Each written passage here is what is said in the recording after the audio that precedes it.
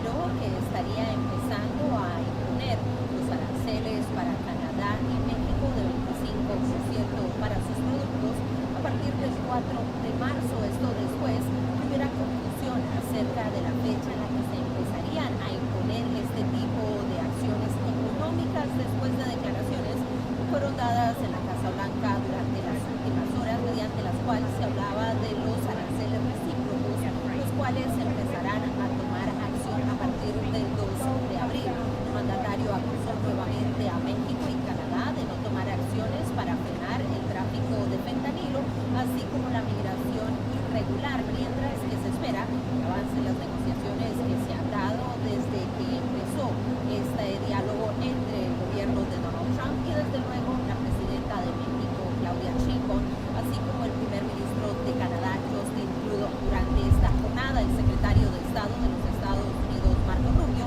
se reúne con el canciller de México para hablar específicamente acerca de temas bilaterales, pero en particular acerca de este tema financiero, el cual es de gran interés para estos tres países. Somos Elena Mendoza, de la Voz de América, desde la Casa Blanca, para la Alianza Informativa Latinoamericana. Somos Elena Mendoza, de la Voz de América, desde la Casa Blanca, para Noticias Caracol. Somos Elena Mendoza, de la Voz de América, desde la Casa Blanca, para Caracol. Somos Elena Mendoza, de la Voz de América, desde la Casa Blanca, para Blue Radio. Somos Elena Mendoza, de la Voz de América, desde la Casa Blanca, para Fuerza Informativa Azteca. Somos Elena Mendoza, de la Voz de América, desde la Casa Blanca, para ADN 40. Somos Elena Mendoza, de la Voz de América, desde la Casa Blanca, para Azteca, Guatemala. Somos Elena Mendoza, de la Voz de América, desde la Casa Blanca, para Noticiero Televisión. Somos Elena Mendoza, de la Voz de América, desde la Casa Blanca, para la revista. Somos Elena Mendoza, de la Voz de América, desde la Casa Blanca, para Tele 13. Somos Elena Mendoza, de la Voz de América, desde la Casa Blanca, para Tele 13 en vivo. Somos Elena Mendoza, de la Voz de América, desde la Casa Blanca, para Latino. Somos Elena Mendoza, de la Voz de América, desde la Casa Blanca, para El Cronista. Somos Elena Mendoza, de la Voz de América, desde la Casa Blanca, para Tele Curazao. Somos Elena Mendoza, de la Voz de América, desde la Casa Blanca, para Tele Aruba. Somos Elena Mendoza, de la Voz de América, desde la Casa Blanca, para Televisión Canaria. Somos Elena Mendoza, de la Voz de América, desde la Casa Blanca, para TVN Noticias. Somos Elena Mendoza, de la Voz de América, desde la Casa Blanca, para Noticias SIN. Somos Elena Mendoza, de la Voz de América, desde la Casa Blanca, para 11 Noticias. Somos Elena Mendoza, de la Voz de América, desde la Casa Blanca, para Tele Noticias. Somos Elena Mendoza, de la Voz de América, desde la Casa Blanca, para Telepaís. Somos Elena Mendoza, de la Voz de América, desde la Casa Blanca, para Tele 2. Somos Elena Mendoza, de la Voz de América, desde la Casa Blanca, para Telefuturo. Somos Elena Mendoza, de la Voz de América, desde la Casa Blanca, para El Noticiero. Somos Elena Mendoza, de la Voz de América, desde la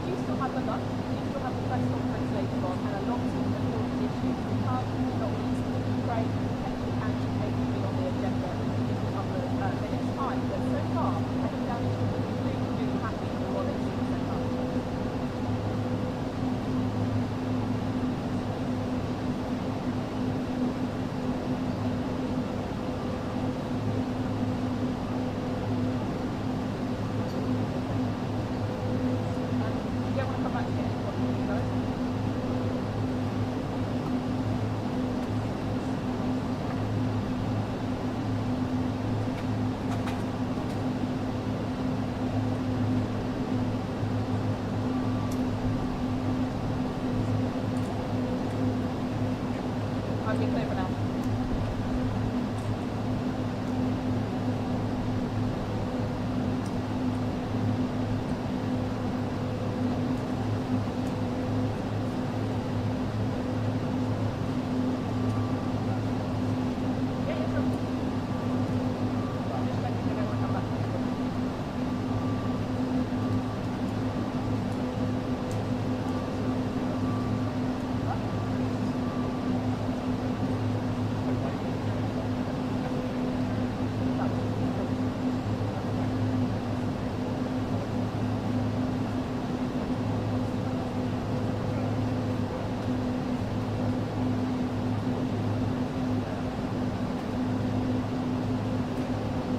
Quite busy, yeah, you can go in there now. Stand up there.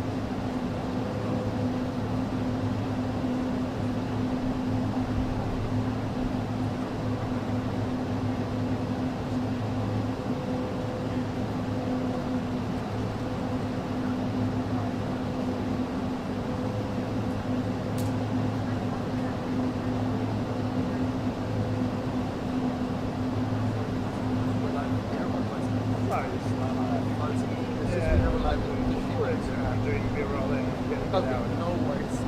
Just double check. Yeah, of course.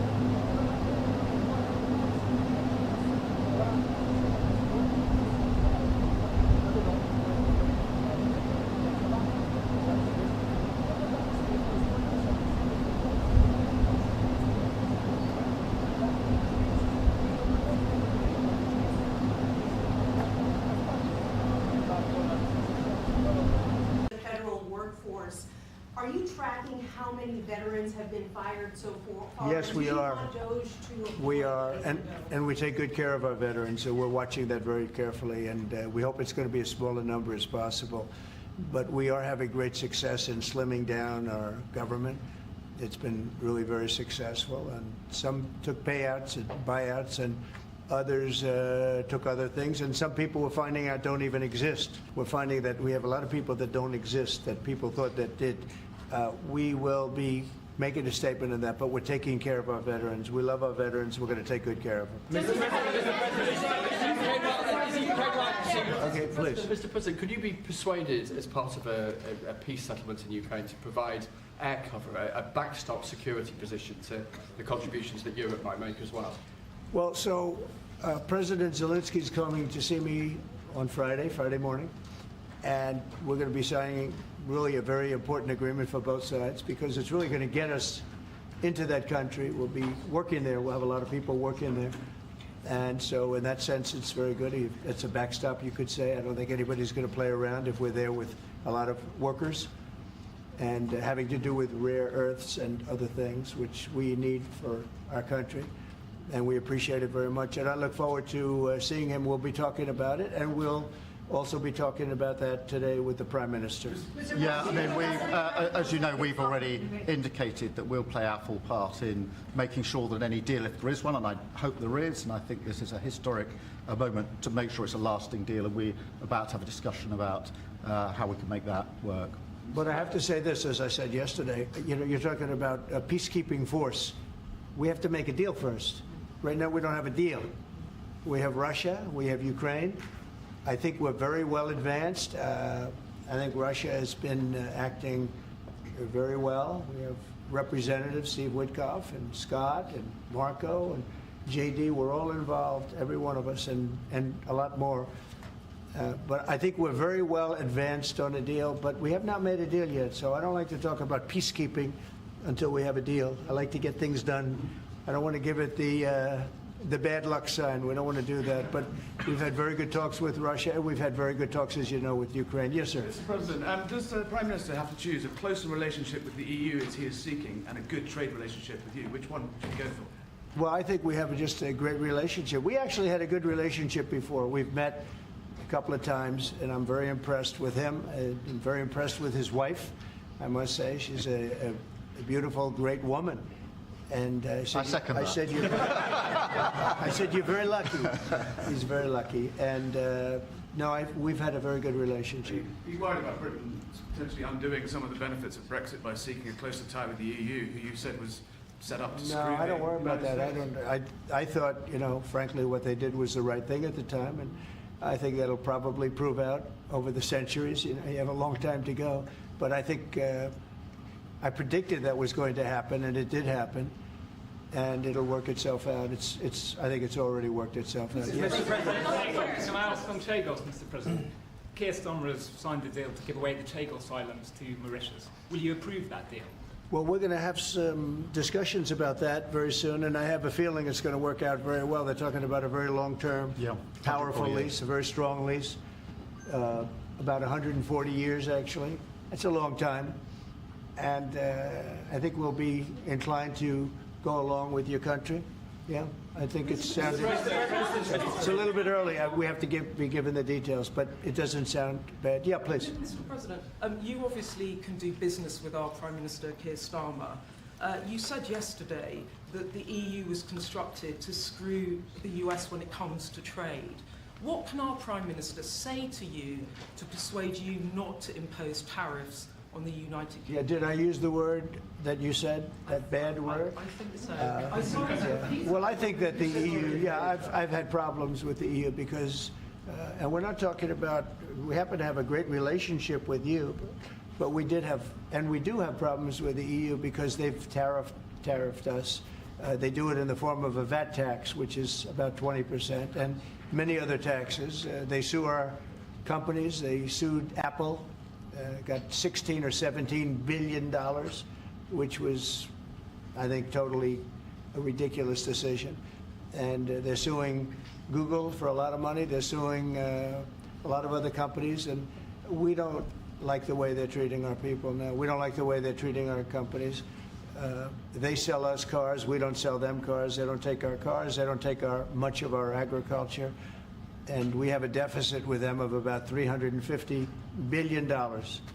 So I wouldn't say it's been such a great relationship personally, but other people did because it's politically correct to say that it's been good, but it hasn't been good. And we're going to change that. And we are going to have reciprocal tariffs. We're not going to have tariffs. We're going to have reciprocal. Whatever they charge us, we're going to charge them, which for many years, foolishly, I would have done that, but then all of a sudden we had COVID and we had other things to think about. So it took me a little while to get that on. But we had, in my first 4 years, we had the greatest economy in the history of, I think, the world, but certainly in the history of our country. I think we're going to have that again. But the EU was very, very tough on us from the standpoint of trade.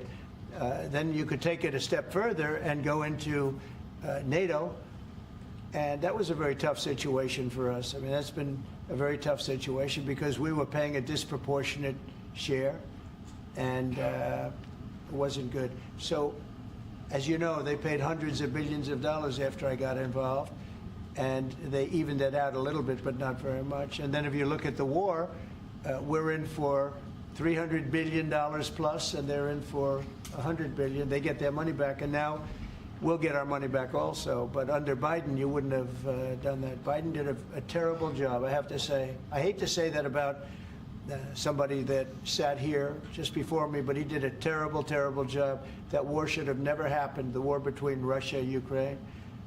Frankly, October 2nd should have never happened. Israel, that should have never happened. What happened there should have never. Inflation should have never happened. Afghanistan should have never happened.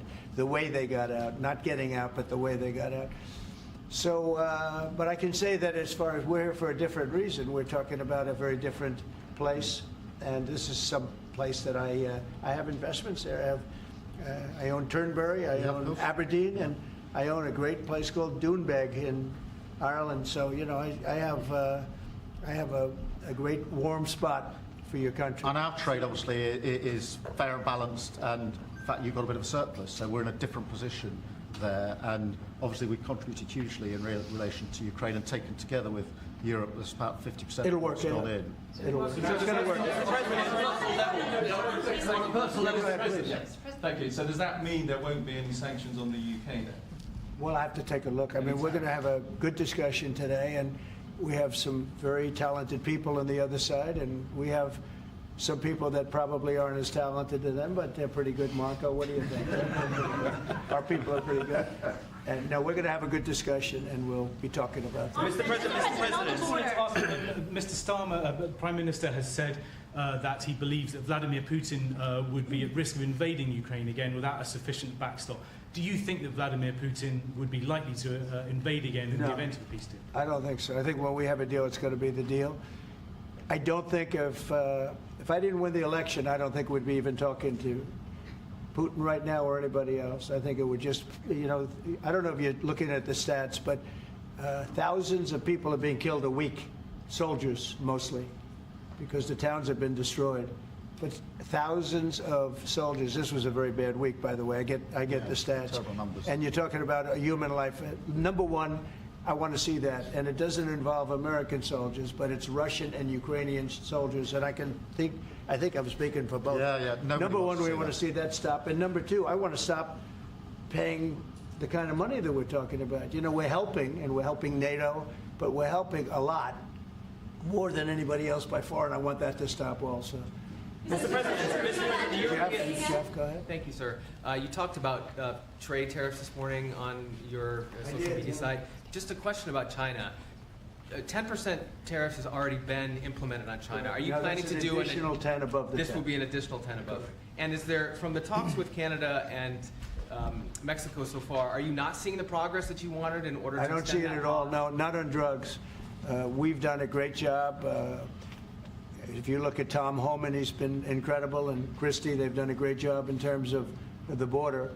But the drugs continue to pour into our country, killing hundreds of thousands of people. We're losing substantially more than 100,000 people. I mean, dead. They're dead. The families are destroyed after that happens. So it's, you know, it's not just that. That's the ultimate. But the families are absolutely destroyed. The drugs come in through Mexico. They come, a lot of them, not all of them, but a lot of them come from China. And that's why we did that. It's 10 plus 10. In 10 case, plus 10 was there confusion on that? There was, sir, yeah. Okay, 10 plus 10. It's a second 10. And I think you're going to see, eventually you're going to see drugs stopping, because the country should not be allowing those drugs to come into the United States of America, and we're not going to allow it to happen. So that goes on the 4th of March.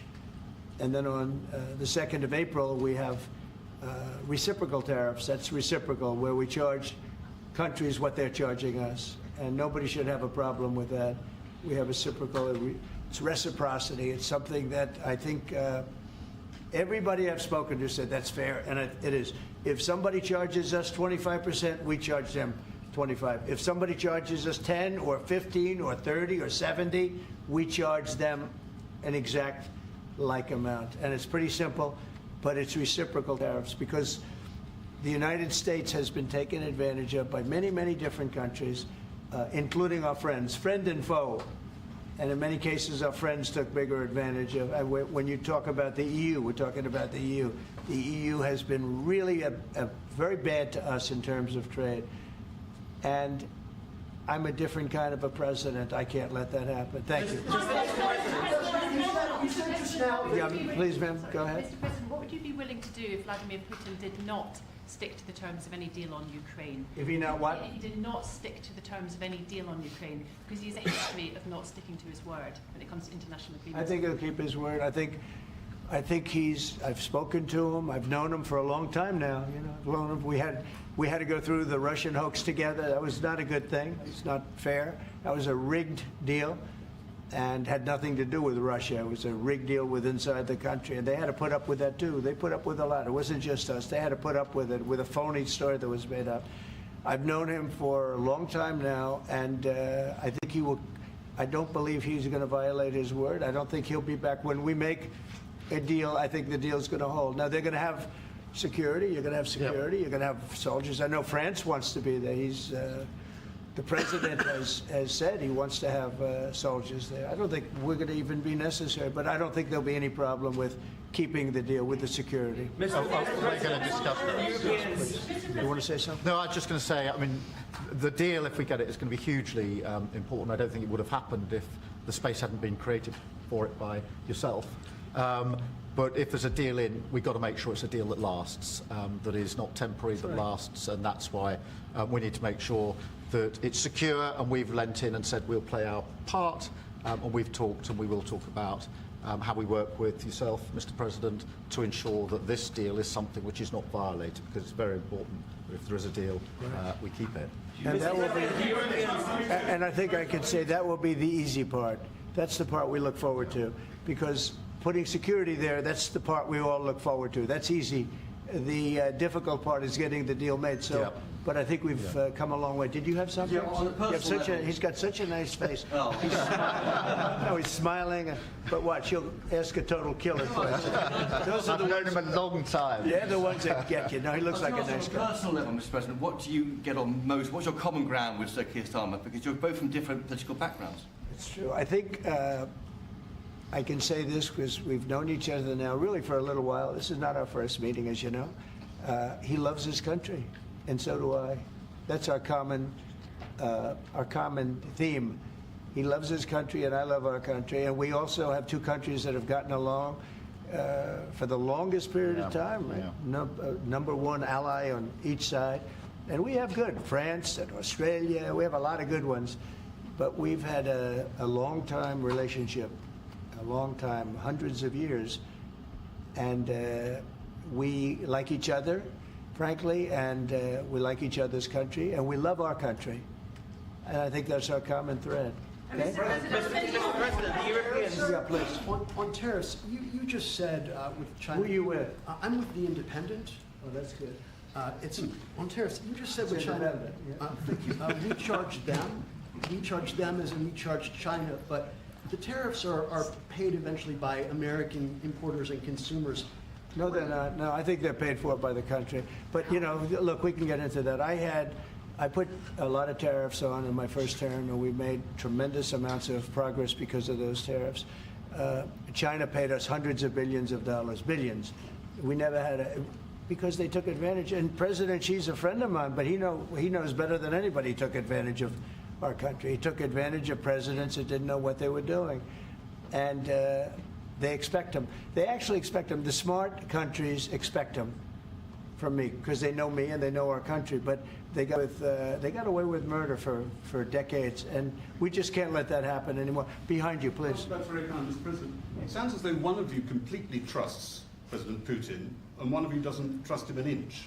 Have I got that right? And why do you trust him? Look, it's trust and verify. Let's call it that. And I think we both can be that way. You have to verify because you never know what's going to happen.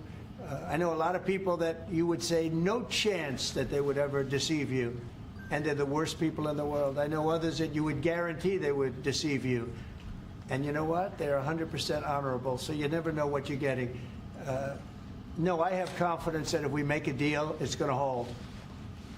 Mr. President, on fentanyl, Mr. President, less than 1% of all fentanyl that comes into the U.S. is apprehended at the Canadian border. So why use fentanyl as a reason Because they should be apprehending much more.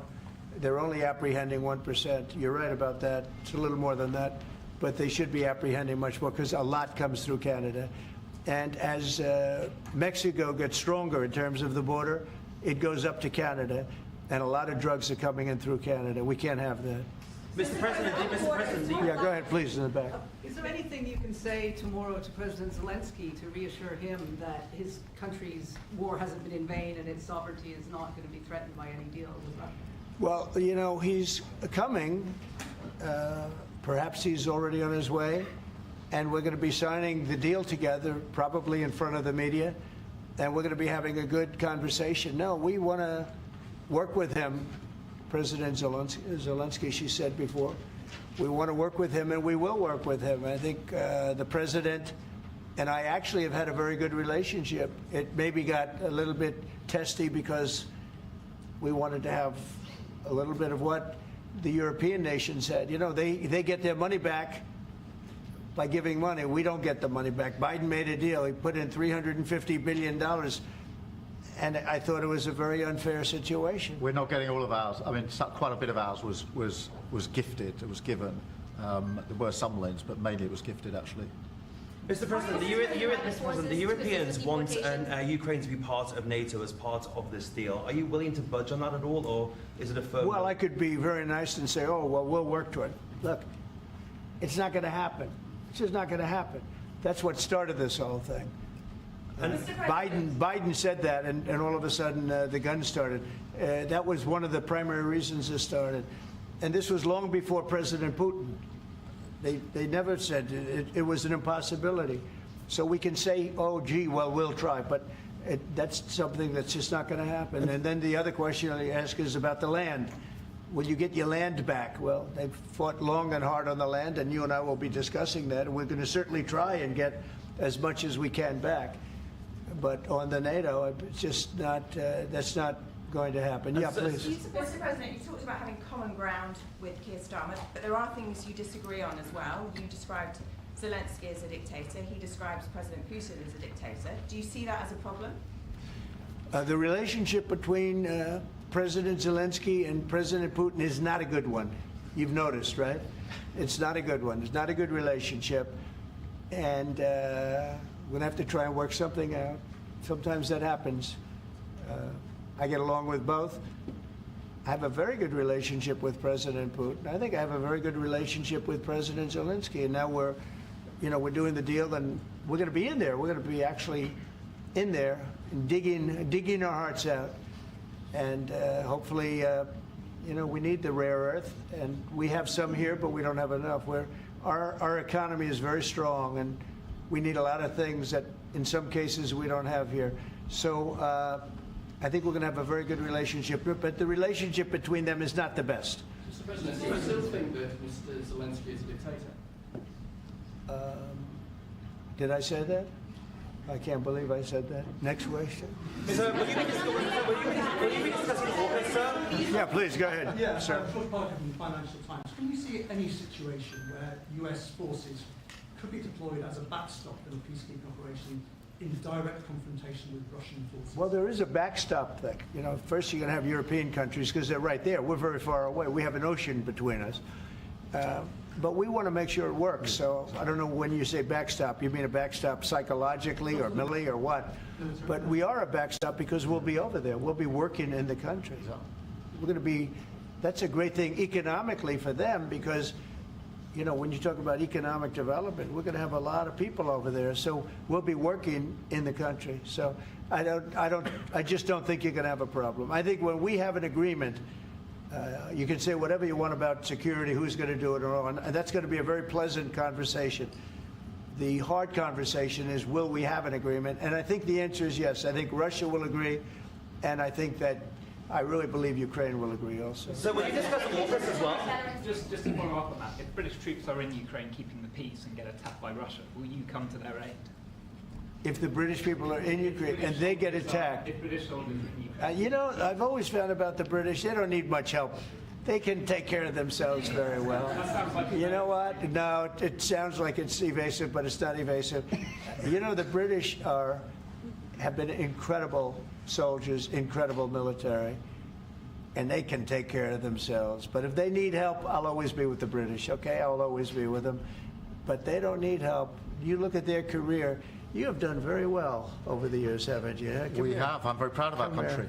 And but we've also always been there backing each other up between our two countries. That is why this is the greatest alliance for prosperity and security I think the world has ever seen. Whenever necessary, we've absolutely backed each other up, and that's at the core. Could you take on Russia by yourselves? Well, all right, one or two more. Yes, ma'am. In his remarks at the Munich Security Conference, Vice President Vance condemned free speech violations in the UK, particularly. Could you respond? What is your message? I have an idea. We have the man right here. Come on. Let's go, JD. We're putting you on stage. Great. Yeah, look, I said what I said, which is that we do have, of course, a special relationship with our friends in the UK and also with some of our European allies. But we also know that there have been infringements on free speech that actually affect not just the British. Of course, what the British do in their own country is up to them, but also affect American technology companies and, by extension, American citizens. So that is something that we'll talk about today at lunch. We've had free speech for a very, very long time in the United Kingdom, and it will last for a very, very long time. Well, no, I mean, certainly we wouldn't want to reach across US citizens, and we don't, and that's absolutely right. But in relation to free speech in the UK, I'm very proud of our history there. Will you discuss AUKUS, though? Will you be discussing AUKUS with the Australians and the Brits? Will you be discussing AUKUS with the Prime Minister, sir? What does that mean? AUKUS, the Australia-US Defence Alliance. Yeah, well, we'll be discussing that. We've had another great relationship, and you have too, with Australia. Yeah. We've had a very good relationship with Australia, please. Mr. President, while we have the Vice President here, are you both disappointed that the AfD didn't come first in the German elections, given your previous support for them? No, whatever happens with Germany, look, the relationship has been very strong with Germany, but we'll have to see what happens. They have a lot of things going on right now. We'll have to see. No, I'm not disappointed about anything. If anything, you would say that the group that we would be most opposed to lost, but we got along with them also. We have a very good relationship with all groups in Germany.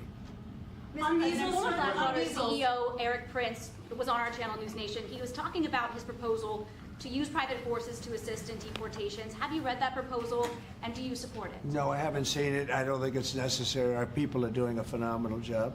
I wouldn't be opposed to it necessarily, but I'd go to our military people, and I'd go to Tom Homan and Christie. I'd go to the various and ask, but I don't see it as being. We're doing unbelievably in getting people out, getting criminals out, people that should have never been here, that the Biden administration with their stupid open borders should have never allowed. They came in from prisons and jails and mental institutions, and gang members and drug dealers coming into our country like this. We're getting them out, and we're doing really well. I mean, the level of effectiveness has been incredible. Everybody's talking about it. How about one more? Mr. President, you've asked enough. Mr. President, one on the Middle East. Go ahead. You look so nice.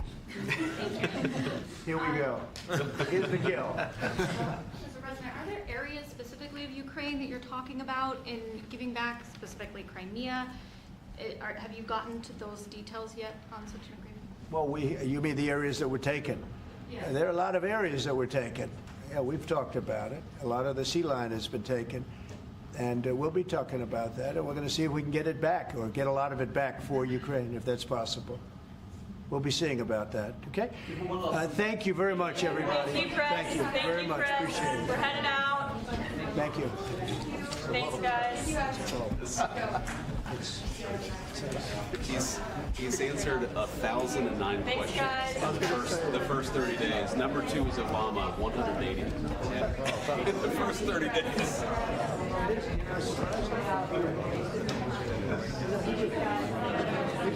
He didn't do well.